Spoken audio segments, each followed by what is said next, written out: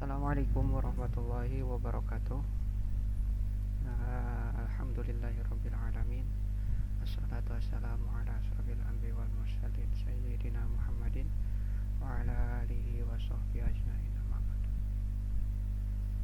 Apa kabar anak-anakku sekalian? Semoga kita semua dalam keadaan sehat dan bersemangat untuk belajar.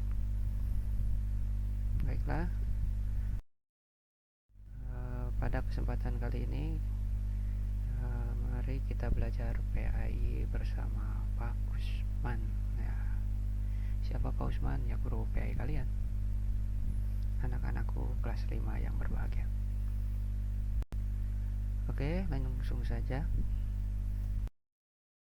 Pada pelajaran kali ini, pada kesempatan kali ini kita akan melanjutkan materi pada pelajaran 7 ya, yaitu materi tentang mari mengenal Rasul Allah dan subbahasan yang ketiga ya, yaitu tentang Rasul Ulul Azmi. Pada materi-materi sebelumnya kita sudah belajar tentang makna Rasul dan sifat-sifat tentang Rasul, dari mulai perbedaan Rasul dan Nabi, kemudian sifat-sifat yang pasti ada pada seorang Rasul, dari mulai sifat sidik, kemudian ada sifat patona, sifat amanah ya, kemudian ada sifat tablik. Nah, itu sudah dijelaskan pada materi sebelumnya. Kemudian untuk kali ini kita akan melanjutkan pada Rasul Ulul Azmi. Jadi dari semua Rasul yang telah diutus Allah, ada sebagian yang dinamakan Rasul Ulul Azmi. Rasul Ulul Azmi itu ya. Oke, tapi sebelumnya mohon maaf ya, hampir lupa. Nah, sebelum belajar, sebelum masuk ke materi utama, alangkah baiknya kita berdoa terlebih dahulu ya. Berdoa agar diberi kemudahan, kemudian ilmu yang didapat juga berkah ya, bisa bermanfaat dalam kehidupan kita sehari-hari, dan pada akhirnya membawa keselamatan untuk kita di akhirat nanti. Mari kita mulai. Bismillahirrahmanirrahim. Raditu billahi rabba wa bil islami dina wa bi muhammadin nabiyya wa rasulah. Rabbi zidni ilman warzuqni fahman. Amin. Oke, lanjut ke materi utama ya, yaitu tentang pengertian. Sebelum kita mengetahui siapa saja Rasul-Rasul yang termasuk Rasulul Azmi, nah sebelumnya kita harus tahu dulu apa itu pengertian, apa yang dimaksud dengan Rasulul Azmi. Nah, ditulis di sini yaitu Ulul Azmi itu terdiri dari dua kata. Yang pertama kata ulul, dan kemudian ada al-azmi atau azmi. Ulul itu artinya mempunyai atau memiliki. Ulu, uli gitu ya. Ulu atau uli itu artinya mempunyai atau memiliki. Al-azmi itu artinya teguh ya, atau memiliki tekad yang kuat. Maka ulul azmi artinya memiliki keteguhan atau memiliki tekad. Maka kalau disebut Rasulul Azmi, maka artinya Rasul yang memiliki keteguhan atau tekad. Nah, para Rasulul Azmi memiliki keteguhan, tekad, ketabahan, dan kesabaran yang sangat kuat, serta teguh menjalankan tugasnya, yaitu menyampaikan ajaran-ajaran Allah Subhanahu wa Ta'ala. Karena seperti yang diceritakan dalam berbagai literatur ya, dalam berbagai buku sejarah, itu ketika Rasul menyampaikan ajaran kepada umatnya, seringkali bahkan semuanya itu mendapat penentangan ya, penentangan dari umatnya. Jadi kadang-kadang ada yang dicemooh, bahkan sampai ada yang memberikan ancaman mau dibunuh kalau misalkan tidak memiliki keteguhan atau tekad yang kuat, mungkin ya, tidak akan meneruskan apa yang diperintahkan oleh Allah. Tapi karena sekali para rasul ini dengan keteguhan yang kuat, sehingga walaupun mendapat ancaman, walaupun mendapat tentangan dari umatnya, Rasul tetap menyampaikan. Oke, sudah dimengerti ya apa itu pengertian Rasul ulul azmi. Nah, materi selanjutnya itu yang perlu kalian ketahui bahwa Rasul ulul azmi itu ada 5 orang yang termasuk Rasul ulul azmi. Ada Nabi Nuh, kemudian ada Nabi Ibrahim, kemudian ada Nabi Musa, kemudian ada Nabi Isa, dan yang terakhir adalah Nabi Muhammad SAW.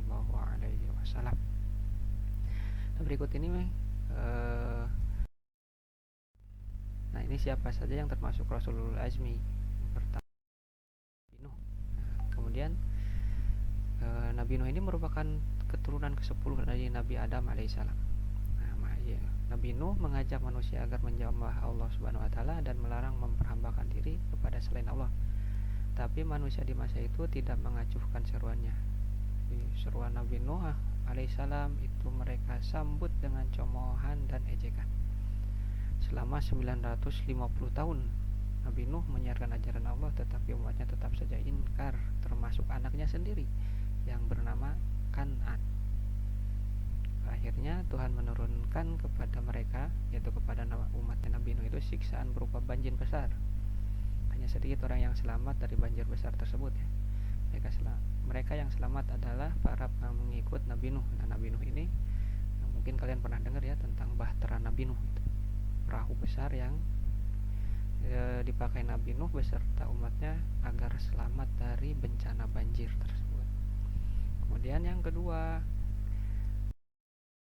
ada Nabi Ibrahim. Nah, Nabi Ibrahim ini hidup pada masa Raja Namrud, yang zalim, musyrik dan kufur. Di Raja Namrud ini selain sangat zalim, itu berkuasa semena-mena, juga musyrik dan kufur, jadi tidak mau menyembah Allah. Nabi Ibrahim alaihissalam mengajak Raja Namrud dan kaumnya agar beriman dan menyembah Allah. Ya, ajak agar mereka meninggalkan menyembah berhala. Ada banyak sekali kesabaran dan keteguhan Nabi Ibrahim alaihissalam yang dapat kita ketahui lebih lanjut. Kita makanya saya sarankan kepada kalian untuk, karena di sini waktunya terbatas ya, untuk membaca lebih banyak tentang Nabi Ibrahim pada buku yang kalian miliki, pada buku murid ya, yang pernah kalian yang pada saat ini ada pada tangan kalian ya. Di situ disebutkan banyak sekali kisah-kisah Nabi Ibrahim. Ada salah satunya yang ketika kaumnya pergi berburu itu, kemudian Nabi Ibrahim menghancurkan berhala yang kaumnya sembah itu. Lalu kemudian Nabi Ibrahim, singkat cerita, dibakar. Nah, Nabi Ibrahim diselamatkan Allah dari siksaan yaitu dibakar itu. Walaupun dibakar, Nabi Ibrahim tetap selamat. Nah, itu ya. Kemudian yang ketiga Nabi Musa. Nabi Musa ini merupakan putra Imran. Ada ya dalam Al-Quran surat Ali Imran. Nah, Ali Imran itu artinya keluarga Imran. Salah satunya yaitu Nabi Musa. Nabi Musa ini termasuk keturunan Bani Israel. Bani Israel yaitu pada masa Raja Fir'aun yang sangat zalim. Kalian Raja Fir'aun itu yang ada di Mesir, yang sekarang ada piramid itu. Nah, yang mengaku dirinya sebagai Tuhan itu Fir'aun itu. Saking sombongnya Fir'aun sampai mengaku sebagai Tuhan. Siapa yang tidak mau menuhankannya, maka orang itu akan dibunuh. Siapa yang tidak mau menyembah Fir'aun, oleh Fir'aun dibunuh. Nabi Musa terus saja menyebarkan ajaran Allah kepada kaum Bani Israel seraya berdoa agar diberi kawan yang membantunya. Akhirnya diberilah Harun. Nabi Harun itu saudaranya Nabi Musa, yang membantu dakwanya. Doa Nabi Musa dikabul Allah, maka Nabi Harun diangkat Allah menjadi rasul.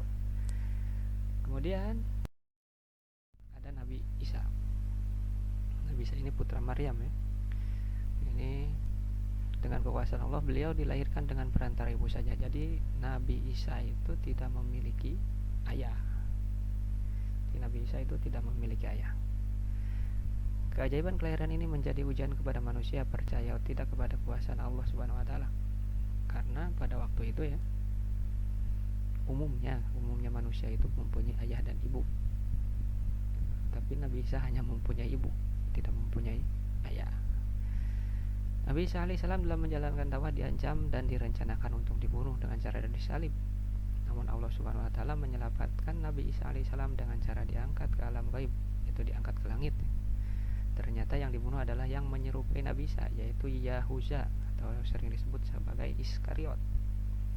Silakan kalian lihat di Quran surat An-Nisa ya, ayat 157 yang artinya wallahu a'lam bimuradi. Tidaklah mereka membunuh dan menyalib Isa, hanya orang yang diserupakan Allah dengan Isa alaihissalam yang tersalib. Gitu. Jadi Nabi Isa itu sampai hari ini masih hidup. Sampai hari ini masih hidup, dan nanti pada sebelum kiamat akan turun untuk menyelamatkan manusia dari godaan Dajjal itu bersama Imam Mahdi. Nanti di pelajarannya di materi yang lebih lanjut lagi kalian akan mempelajari tentang Nabi Isa. Kemudian yang terakhir, Nabi Muhammad Shallallahu Alaihi Wasallam, Nabi terakhir, Rasul terakhir. Sering diucapkan la nabiyya ba'dah, tidak ada Nabi setelah Nabi Muhammad, karena Nabi Muhammad adalah Nabi terakhir. Jadi kalau ada yang bilang saya Nabi, bohong gitu ya. Pada zaman sekarang ada yang mengaku Nabi, itu pasti bohong. Oke, Nabi Muhammad ini termasuk sebagai Rasul Azmi. Nabi Muhammad ini termasuk sebagai Rasul Ulul Azmi. Nabi Muhammad ini merupakan putra dari Abdullah, jadi ayahnya bernama Abdullah dan ibunya bernama Aminah yang berasal dari suku Quraisy. Sejak usia muda, Nabi Muhammad SAW terkenal jujur, tabah dan sabar, bertanggung jawab dan bekerja keras, sehingga diberi julukan Al-Amin, yang artinya terpercaya. Al-Amin itu yang terpercaya. Kenapa disebut terpercaya? Karena tidak pernah berbohong. Gitu. Setelah diangkat menjadi Rasul, beliau tak henti-hentinya berdakwah, mengajak umat manusia menyembah Allah Subhanahu wa taala dan meninggalkan kemusyrikan, yaitu penyembahan terhadap berhala. Dalam menyiarkan agama Allah, Nabi Muhammad SAW sering dihadang, bahkan diancam akan dibunuh oleh orang-orang kafir Quraisy. Namun hal ini tidak membuatnya mendendam. Nabi Muhammad malah hanya berdoa kepada Allah, ya Tuhan, ya Allah, kepada Engkau aku menyerahkan kaum Quraisy. Doa ini dibaca berulang-ulang kali. Ini bukan berdoa ya Allah semoga kaum Quraisy ini dihancurkan, tidak. Nabi Muhammad berdoa, ya Tuhan, kepada Engkau aku menyerahkan kaum Quraisy. Oke, sampai di sini gitu ya. Mudah-mudahan dimengerti, mudah-mudahan dapat dipahami. Yang pastinya materi yang Bapak sampaikan kali ini banyak kekurangannya. Oleh karena itu silakan kalian pelajari tentang Rasul Ulul Azmi dari buku-buku lain. Oke, jangan lupa terus semangat belajar.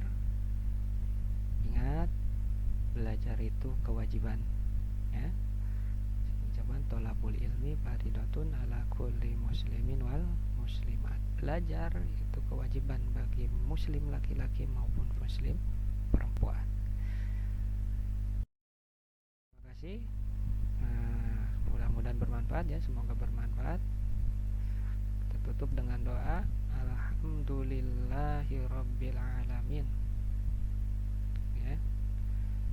Assalamualaikum warahmatullahi